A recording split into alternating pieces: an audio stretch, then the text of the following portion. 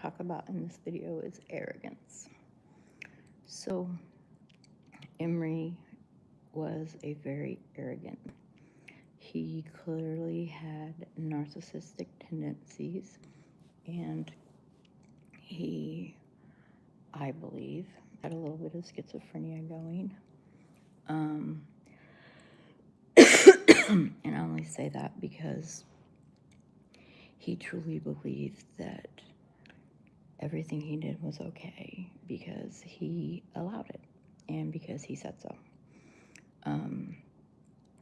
He believed that he was God. He believed that anything he said was the rule, and he was above everybody. He was above the police. He was above all law, that no law applied to him.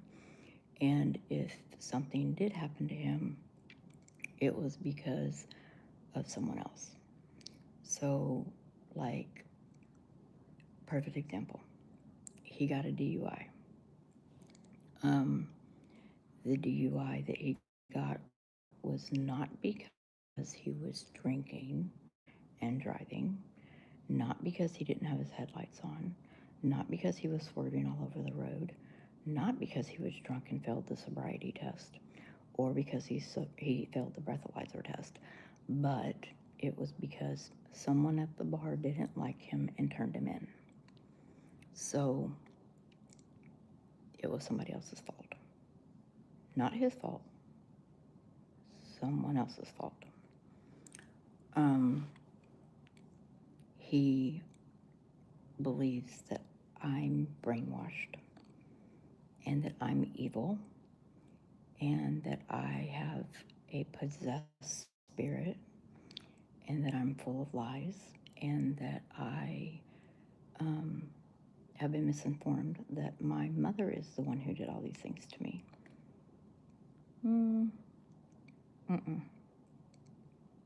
No, she was in Missouri, married happily, and I know he did it because he was the one there and I was there.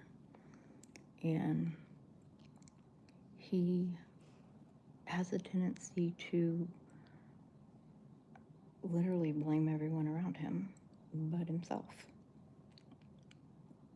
Anything that he ever did, it was our fault. So when he would come in raging, it was random meetings because he wanted to remind us what it was like if we were a bad child. Not because we were a good kid that day and did everything he told us to do, but because just in case we wanted to be a bad child, this is what's going to happen. Now, if we did do something bad, we got it worse. So we would have to, perfect example, scrub the floors with a toothbrush.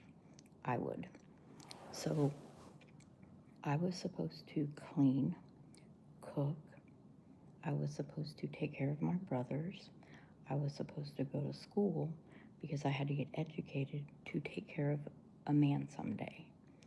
My brothers had to go to work with him and learn roofing, and they didn't always have to go to school. So one of the other things that he made it a rule, I was never losing a fight. So if I got picked on or someone started a fight with me, if I lost a fight, he would beat me. You better believe I did not lose a fight.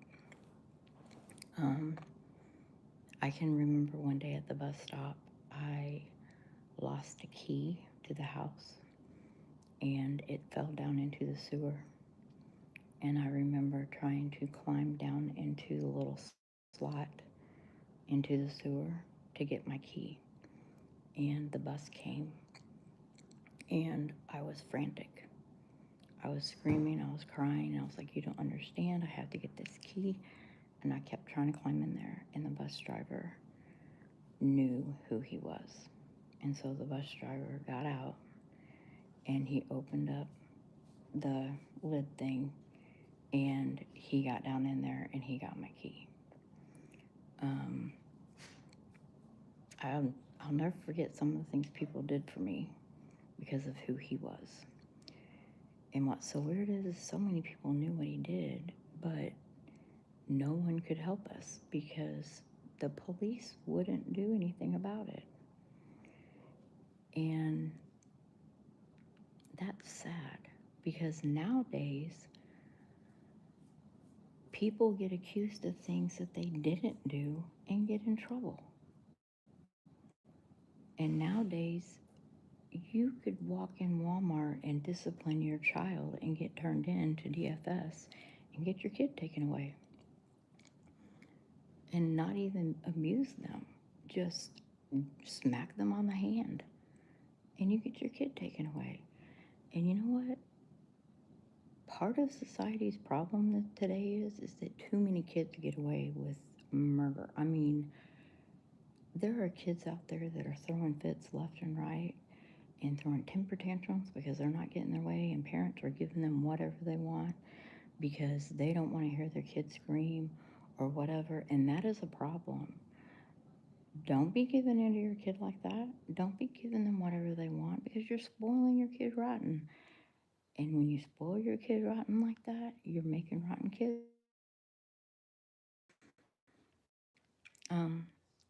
You shouldn't do that. Discipline your children.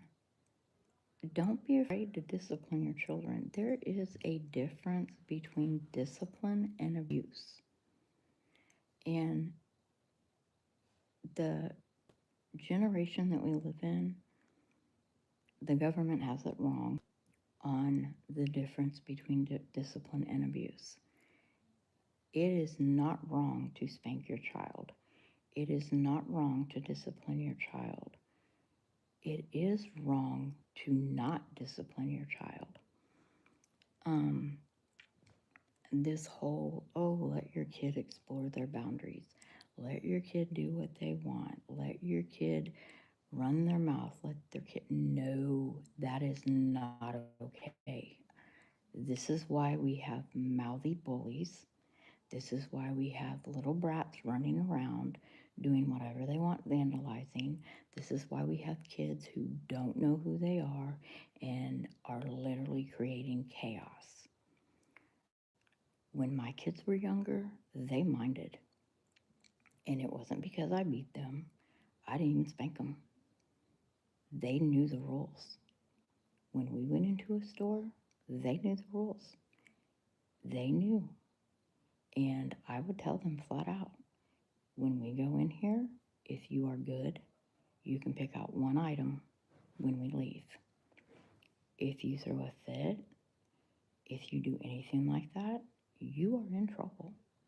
And I would discipline my kids. I was known to park my shopping cart, pull my kids out, and leave the store. And I would come back after my husband got home and finish shopping. I was not going to tolerate it. If my kids wanted to throw a temper tantrum, fine, throw a temper tantrum. I'm going to make you throw your temper tantrum, and you're going to do it for 5 minutes straight.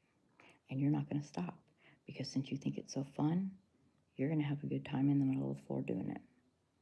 And you can't stop until I tell you to. Then they learned it wasn't fun anymore. Timeout did not work for my kids. So I didn't use timeout. I took away what they liked the most. And they didn't get it for however long. That's what worked for my kids. I made the punishment fit the crime. Groundings didn't always work for my kids. So again, I made the punishment fit the crime. I took away what was most important to them, their phone, their Nintendo system or game system or whatever they had at that time.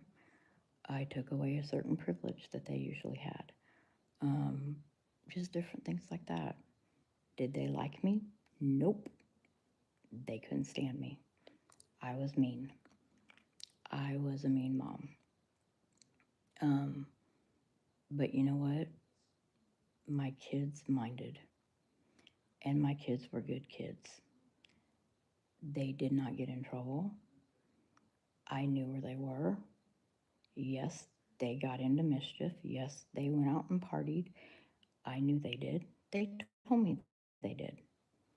Um, they were honest with me most of the time.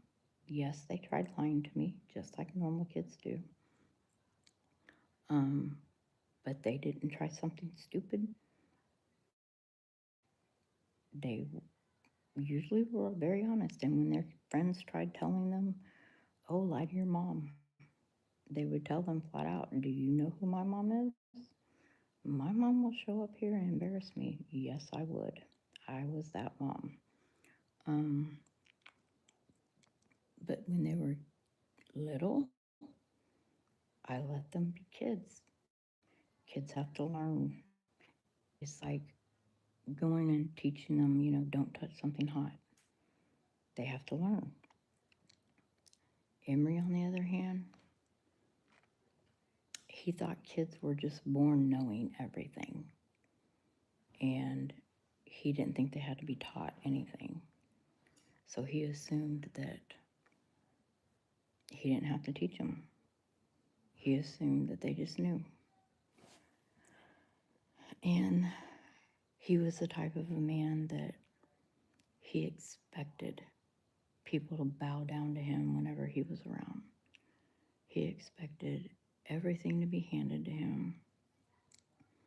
He didn't care about whether or not we had clothes.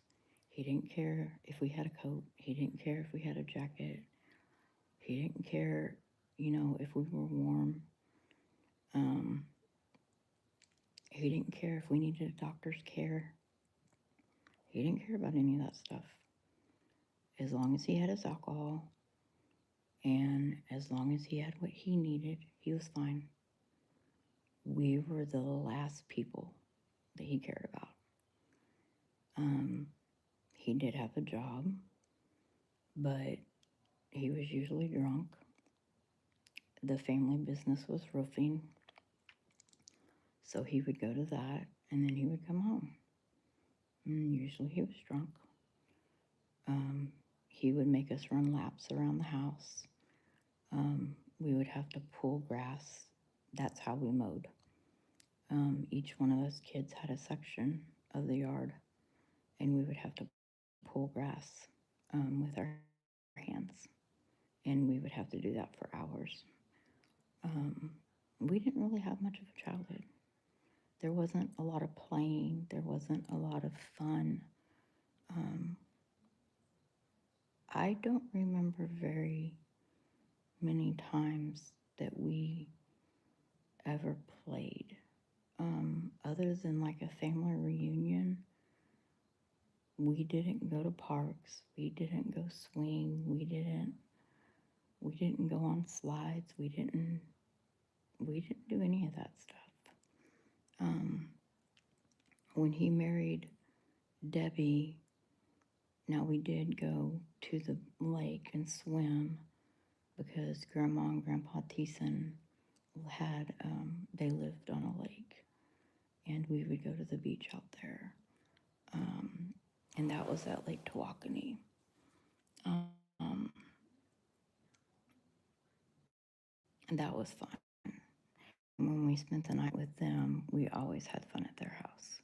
One, because we didn't have to deal with him, and two, because we could be kids. Um, but then we had to go back to him. Um, it was always scary at night because we never knew what was going to happen. We didn't know if we were going to get to sleep all night or if we were going to have to get woken up. That was always something that we just never knew about. Um, Now, in the house we lived in, we had running water, but the bathroom didn't work. Um, so there was an outhouse. We didn't have a washing machine, so we had to wash clothes in the bathtub, and then we had to walk on the clothes to wash them, and then I had to hang them out to dry. Um, that was a pain in the butt. Um, he would make buttermilk from the cows.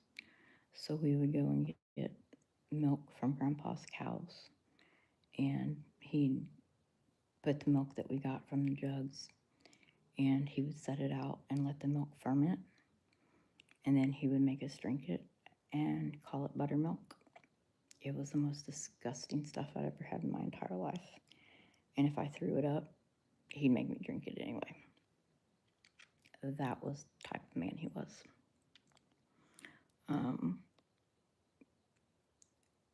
Grandpa had a farm, so we did have fresh vegetables and fresh fruit. We had a lot of fresh everything. Chickens. I hated the pigs. Ugh.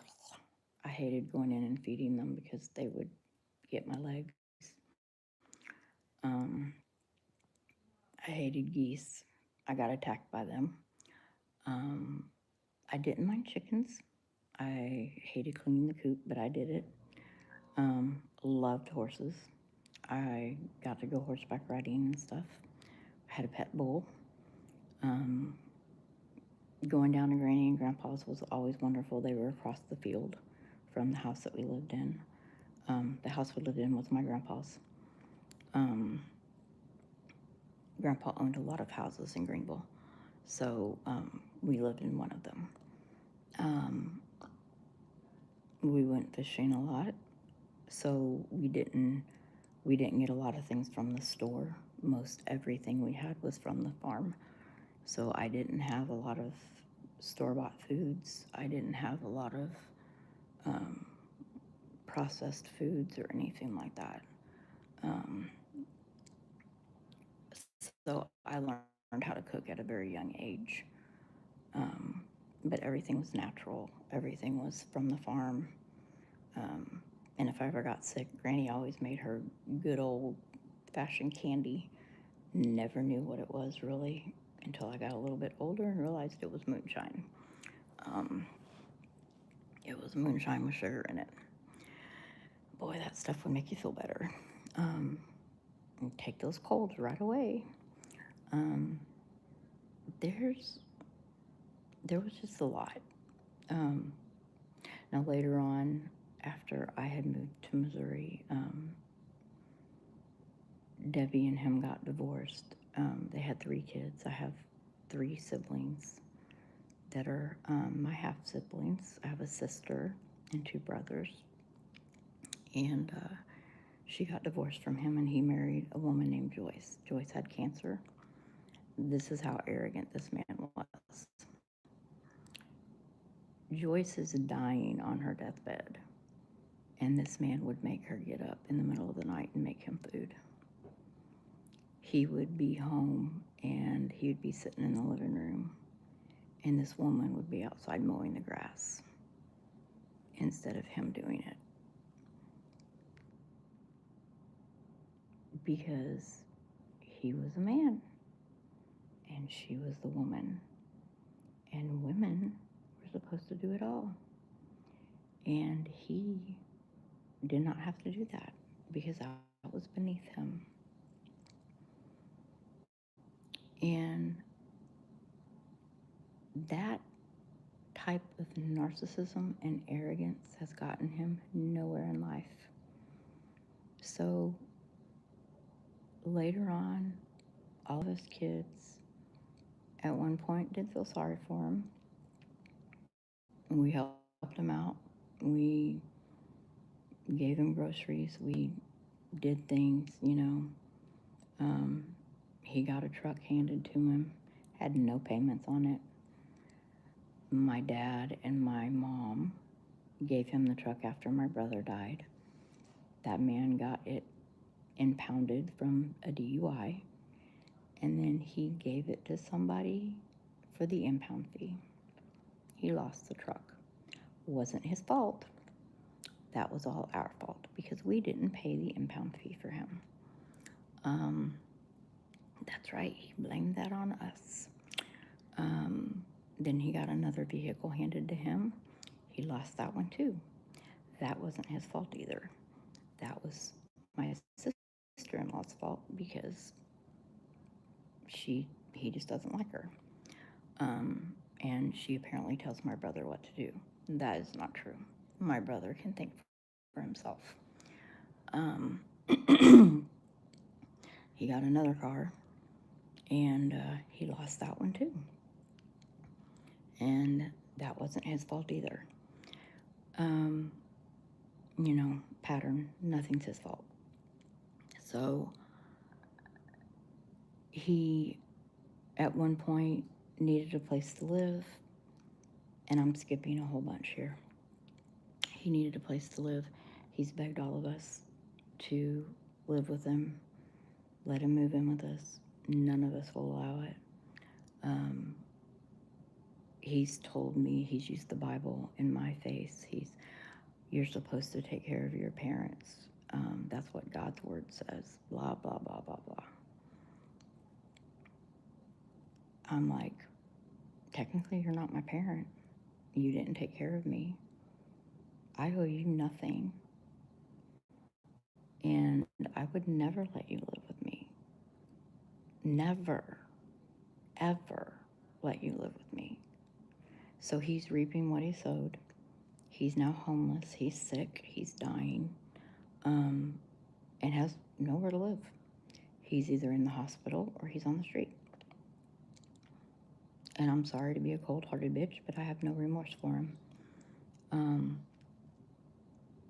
Because he put himself there. He had a place to live that was provided to him by my brother and sister-in-law, or my brother-in-law and sister. And we were helping him with food, and I was paying his cell phone bill, and he up and left because it wasn't good enough for him. So he abandoned it. That was his choice. Anything we did for him, it wasn't good enough. He wanted more. So we stopped. All of us stopped. We just said, no more, we're done. And now that we said no more, we're done, he's begging us. He's like, please, please, nope, not doing it. And now he's retaliating. Too bad. I will not talk to him anymore. I do not have conversations with him anymore. He's left messages for me. He's tried throwing the guilt trip at me. He's had my uncle call me. He's had social workers call me. And I've told them all the same thing. Not helping him. I'm not doing it. He's not living with me. He's not coming up here. He will never have my address. He's never moving in with me. Sorry. Not going to happen. He can go into a nursing home. He can go into a retire. He can do whatever he wants, but he's not going to be with me. I have no tolerance for the man. I had the man in my car one time when I went down to Texas a few years ago to visit my niece. And this was when my niece was dying. And I told him he could not smoke in my car. This man pulled out a cigarette in my car after I told him he could not smoke in my car. I said, what are you doing? I'm going to smoke a cigarette. I said, no, you're not. I told you you cannot smoke in my car. He said, well, I can't drive this whole way without smoking. And I said, you're gonna drive this whole way without smoking or you're gonna get out of my car. He said, I'm your daddy. I'll do what I want to do. I pulled over on the side of the road. I said, get out. He said, what are you doing? I said, get out. I told you, you're not smoking in my car. Nobody smokes in my car. He said, well, you smoke. And I said, not in my car, I don't. Nobody smokes in my car. Get out. Well, can I roll the window down and smoke? I said, what part of nobody smokes in my car do you not understand? So he put the cigarette away. This is what I deal with. When it comes to him, he thinks rules don't apply to him. He pushes the boundaries. He doesn't care. He only cares about himself. This is the type of arrogance this man has. And I've had people go, don't you feel sorry for him? I mean, he did help give birth to you. Well, that is still to be determined. I don't think he's my biological father, first of all. Second of all, no, I don't feel sorry for him. Not at all. Because he chooses what he does. And every choice he has made up to this point has put him where he is. Every choice that he has made up to this point has made us feel the way we feel about him. Because this is what he does. The arrogance he has towards all of us has put him in the position that he has been in. He acknowledges nothing. He accepts nothing. He holds himself accountable for nothing. And he thinks we're all evil. He thinks that we are the reason he's where he is. He blames us for it. And he thinks that we should be paying for him. He gets Social Security disability every single month. He could go live somewhere, but he won't give up his 2 to 3 pack of cigarette a day habit. Not my problem. If you can afford to smoke that much, you can afford to find a place to live. The way I feel about it. If you can't give that up to find a place to live, that's your choice. So, anyway, next video, I'll talk about some pretty deep stuff. So, be waiting. If you like what I'm talking about, subscribe. If you want me to talk about something in particular, let me know. Because I got all kinds of things that I can talk about.